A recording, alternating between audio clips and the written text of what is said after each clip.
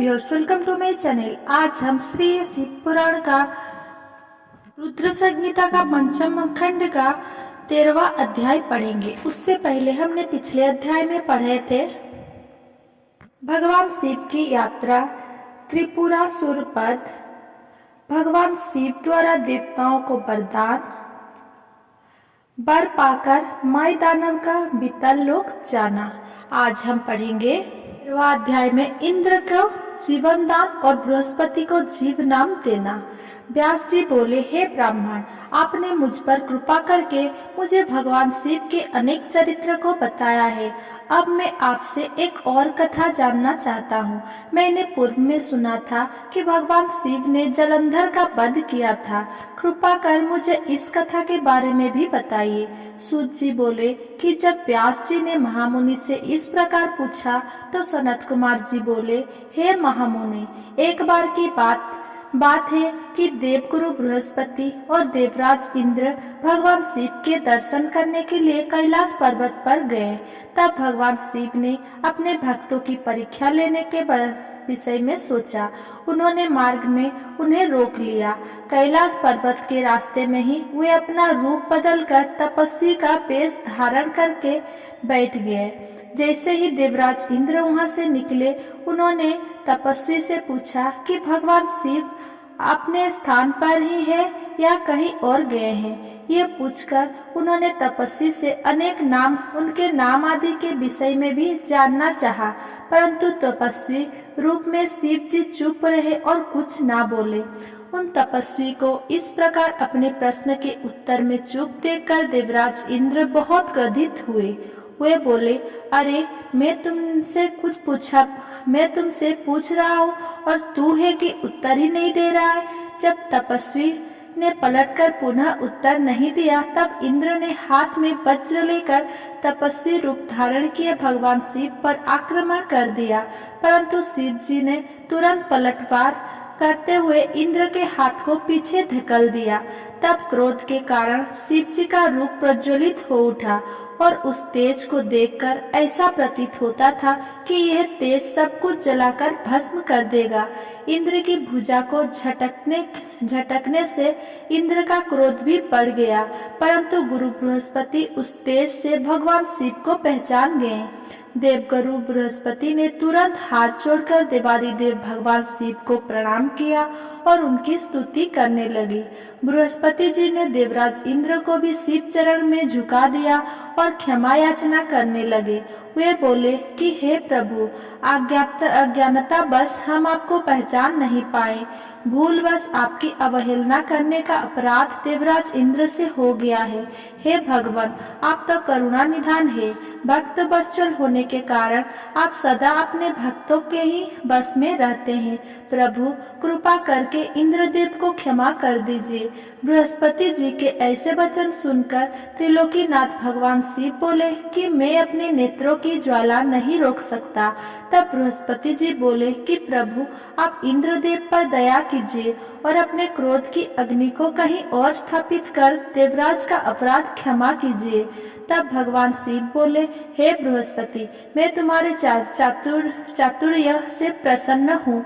आज तुमने इंद्र को जीवन दान दिलाया है, इसीलिए तुम्हें जीव नाम से प्रसिद्धि मिलेगी। ये कहकर उन्होंने अपने क्रोध की ज्वाला को समुद्र में फेंक दिया। तब इंद्रदेव और देवगुरु बृहस्पति ने भगवान शिव को धन्यवाद दिया और उन्हें प्रणाम करके स्वर्गलोक चले गए। 14वां अध्याय, जलंधर की उत्पत्ति। व्यास जी बोले, सनत कुमार जी, जब भगवान शिव ने अपने क्रोध की ज्वाला समुद्र में प्रवाहित कर दी तब क्या हुआ? सनत कुमार जी बोले, हे मुने, जब भगवान शिव ने अपना क्रोध समुद्र में डाल दिया तो क्रोध की वह ज्वाला बालक का रूप लेकर जोर जोर से रोने लगी। उस बालक के रोने की आवाज से सारा संसार भयभीत हो गया। पूरा संसार उसकी आवाज से व्याकुल था। तब सभी चिंतित होकर ब्रह्मा जी की शरण में गए। तब सब देवताओं ने सादर ब्रह्मा जी को प्रणाम किया और उनकी स्तुति करने लगे। तत्पश्चात बोले, हे ब्रह्मा जी, इस समय हम सभी पर बड़ा भारी संकट आन पड़ा है। प्रभु, आप तो सब कुछ जानते ही हैं। उस बालक ने जो समुद्र से उत्पन्न हुआ है, अपने भयंकर रुदन द्वारा पूरे संसार को आहत किया है। सभी भय से आतुर है। हे महायोगिन, आप उस बालक का संहार करके हमें भयमुक्त कराएं। देवताओं की इस प्रकार की प्रार्थना सुनकर ब्रह्मा जी अपने लोक से पृथ्वी लोक पर उतरकर उस समुद्र पर पहुँचे जहाँ वह बालक विद्यमान था। ब्रह्मा जी को अपने पास आता देखकर समुद्र ने भक्ति पूर्वक उन्हें प्रणाम किया और उस बालक को ब्रह्मा जी को सौंप दिया। तब ब्रह्मा जी ने आश्चर्यचकित होकर समुद्र देव से प्रश्न किया कि यह बालक किसका है। ब्रह्मा जी के इस प्रश्न का उत्तर देते हुए समुद्र देव बोले कि हे भगवान, ये बालक गंगा सागर की उत्पत्ति स्थल पर प्रकट हुआ है, परंतु मैं इस बालक के विषय में और कुछ नहीं जानता। इस प्रकार जब ब्रह्मा जी समुद्र से बात कर रहे थे, तब उस समय उस बालक ने ब्रह्मा जी के गले में हाथ डाल दिया और उनका गला जोर से दबा दिया, जिसकी पीड़ा स्वरूप उनकी आंखों से आंसू बहने लगे। तब ब्रह्मा जी ने यत्नपूर्वक उस बालक की पकड़ से अपने को मुक्त कराया और समुद्र से बोले कि तुम्हारे इस जातक पुत्र ने मेरे नेत्रों से जल निकाला है, अतः ये बालक जलंधर नाम से प्रसिद्ध होगा। उत्पन्न होते ही युवा हो जाने के कारण ये बालक महापराक्रमी, महाधीर, जवान, महायोद्धा और रण दुर्मद होगा। यह बालक युद्ध में सदैव विजयी होगा, यहाँ तक कि यह भगवान श्री हरि विष्णु को भी जीत लेगा। यह बालक दैत्यों का अधिपति होगा। कोई भी मनुष्य या देवता इसका चाहकर भी कुछ नहीं बिगाड़ पाएगा। इसका संहार केवल त्रिलोकीनाथ भगवान शिव के द्वारा ही संभव होगा। ये कहकर ब्रह्मा जी ने असुरों के गुरु शुक्राचार्य को बुलाया और उनके हाथों से उस बालक को दैत्य का राजा स्वीकार करते हुए उसका राज्याभिषेक कराया। तत्पश्चात ब्रह्मा जी स्वयं वहां से अंतर्ध्यान हो गए। अपने जातक पुत्र के विषय में जानकर समुद्र देव बहुत प्रसन्न हुए और वे उसे अपने निवास स्थान पर ले गए। कुछ समय पश्चात उन्होंने जलंधर का विवाह कालनवी नामक असुर की परम सुंदर पुत्री वृंदा से संपन्न करा दिया। जलंधर आनंद पूर्वक अपनी पत्नी के साथ निवास करने लगा और असुरों के राज्य को बड़ी चतुराई और कर्तव्यपरायणता के साथ चलाने लगा।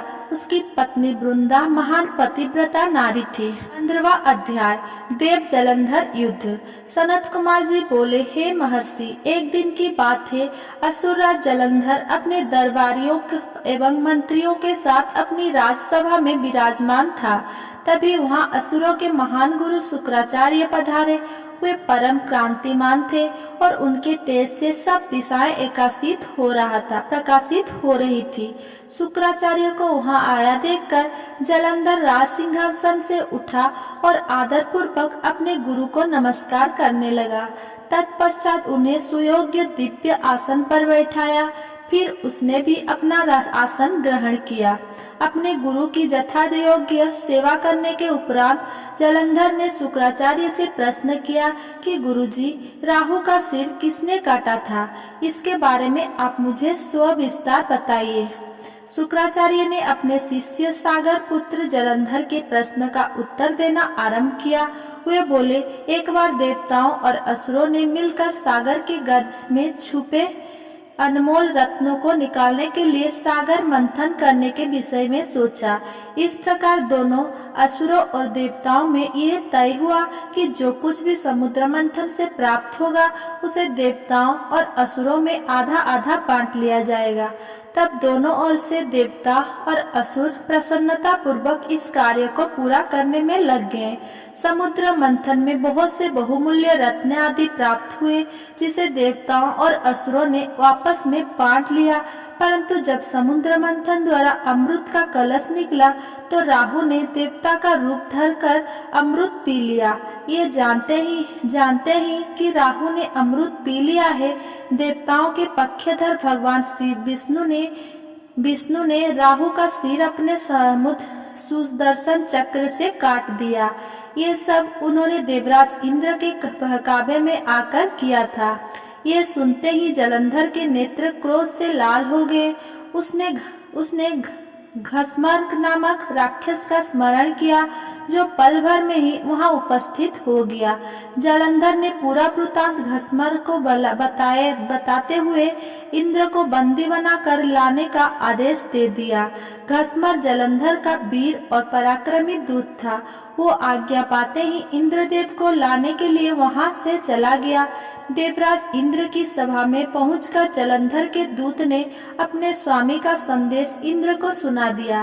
वो बोला कि तुमने मेरे स्वामी जालंधर के पिता समुद्रदेव का मंथन करके उनके सभी रत्नों को ले लिया है। तुम वो सभी रत्न लेकर और अपने अधीनस्थ के साथ मेरे स्वामी की शरण में चलो। घसमर के वचन सुनकर देवराज इंद्र अत्यंत क्रोधित हो गए और बोले कि उस सागर ने मुझसे डरकर अपने अंदर सभी रत्न को छुपा लिया था। उसने मेरे शत्रु असुरों की भी मदद की है और उनकी रक्षा की है। इसीलिए मैंने समुद्र के कोसों पर अपना अधिकार किया है। मैं किसी से नहीं डरता हूँ। जाकर अपने स्वामी को बता दो कि हिम्मत है तो इंद्र के सामने आकर दिखाओ। देवराज इंद्र के ऐसे वचन सुनकर जालंधर का घसमर नामक दूत वापस लौट गया। उसने अपने स्वामी जालंधर को इंद्र के कथन से अवगत कराया। यह सुनकर जालंधर के क्रोध की कोई सीमा न रही और उसने देवलोक पर तुरंत चढ़ाई कर दी।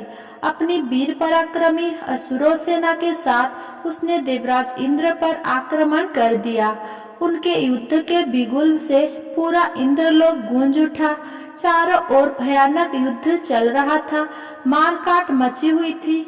मृत सैनिकों को देवताओं के गुरु बृहस्पति और दैत्य के गुरु शुक्राचार्य मृत संजीवनी से पुनः जीवित कर रहे थे। जब किसी भी प्रकार से उन्हें युद्ध में विजय नहीं मिल रही थी तो जालंधर ने अपने गुरु शुक्राचार्य से प्रश्न किया कि हे गुरुदेव, मैं रोज युद्ध में देवताओं के अनेक सैनिकों को मार गिराता हूँ, फिर भी देव सेना किसी भी तरह कम नहीं हो रही है। मेरे द्वारा मारे गए सारे देवगण अगले दिन फिर से युद्ध करते हुए दिखते हैं। गुरुदेव, मृतों को जीवन देने वाला विद्या तो आपके पास है, फिर देवता कैसे जीवित हो जाते हैं? तब शुक्राचार्य ने जालंधर को बताया कि द्रोणागिरी पर्वत पर अनमोल औषधि है जो देवताओं की रक्षा कर रही है। यदि तुम उन्हें हराना चाहते हो तो द्रोणगिरी को उखाड़कर समुद्र में फेंक दो।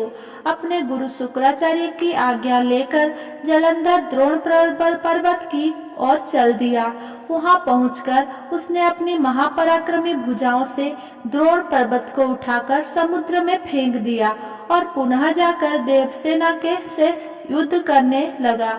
जालंधर ने अनेक देवताओं को अपने प्रहारों से घायल कर दिया और हजारों देवगणों को पलक झपकते ही मौत के घाट उतार दिया। जब देवगुरु बृहस्पति देवताओं के लिए औषधि लेने द्रोणगिरी पहुँचे तो पर्वत को अपने स्थान पर ना देखकर बहुत आश्चर्यचकित हुए।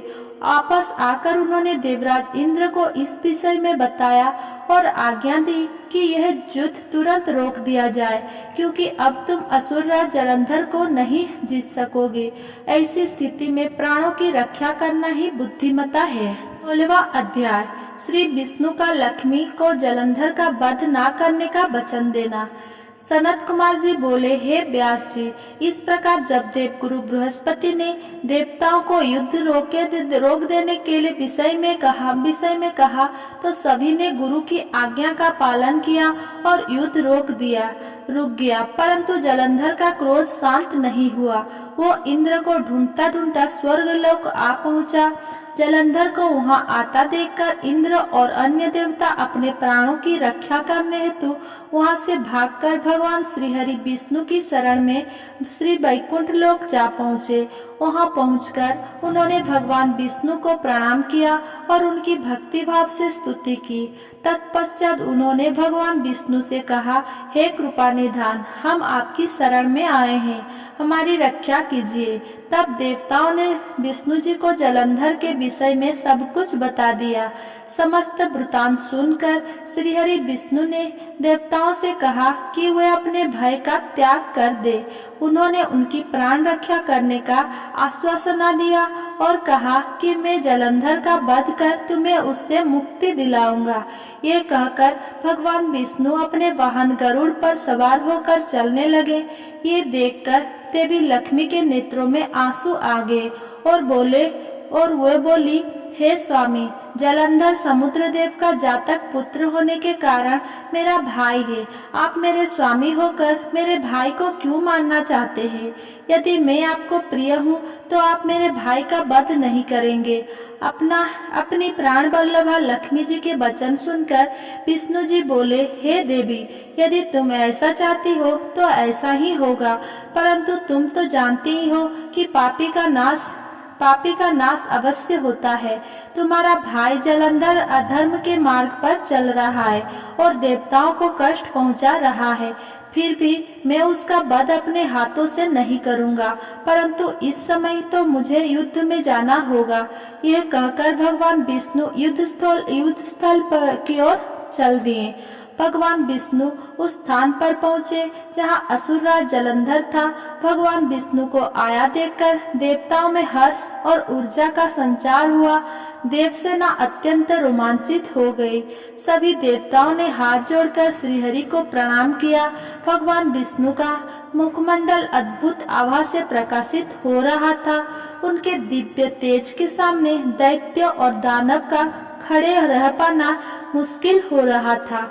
श्रीहरि विष्णु के वाहन गरुड़ के पंख से निकलने वाली प्रबल वायु ने वहां पर आंधी सी ला दी थी। इस आंधी में दैत्य इस प्रकार घूमने लगे जिस प्रकार आसमान में बादल घूमते हैं। अपनी सेना को ऐसी विकट परिस्थिति में देखकर जलंधर अत्यधिक क्रोधित हो उठा। अगर मेरा ये वीडियो आपको पसंद आया हो तो मेरा वीडियो को लाइक, कमेंट, शेयर करें एंड मेरा चैनल को सब्सक्राइब करें। धन्यवाद।